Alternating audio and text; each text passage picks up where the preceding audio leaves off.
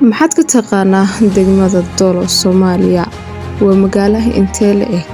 Taariikh intee le'eg ayay ku leedahay dadka Soomaalida? Waa su'aalaha aad isweydiinayso. Soo dhawow, aniga ayaa kaaga jawaabayo. Haddii ay tahay markii ugu horeysay ee aad soo booqato boggan, fadlan nagu soo biir Facebook-geena, follow dhahanayo, dhanka YouTube-kana subscribe saaranayo. Waad mahadsantahay daawade. Dolo waa magaalo ay degan yihiin dad aad u badan oo Soomaaliyeed, waana degmo ku taalo gobolka Gado dhanka waqooyi bari. Waxa ayna u dhaxaysaa magaalooyinka Balad Xawo iyo Luuq, waxayna degmada xuduud la leedahay gobolka Liibaan iyo Afdheer oo ka mid ah dowlad deegaanka Soomaali Galbeed oo loo soo gaabiyo DDS. Degmada Dolo waxaa maro laba webi oo kala ah webiga Jubbo iyo webiga Daawo.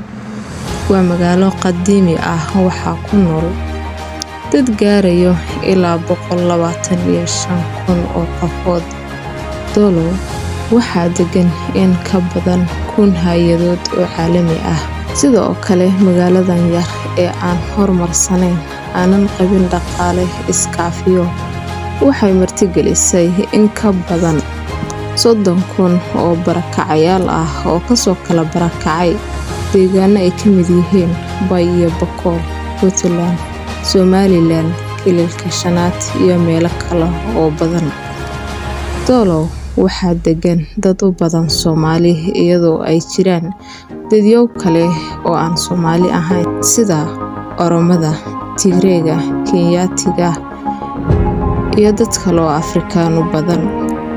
Dolo waxa ay lafdhabar u tahay reer guuraaga degan baadiyaha ka agdhow magaalada, waxayna leedahay beero waaweyn oo bilic qurxoon. Daawade, haddii aad nala soo gaartay halkan, waad ku mahadsantahay daawashada muuqaalka.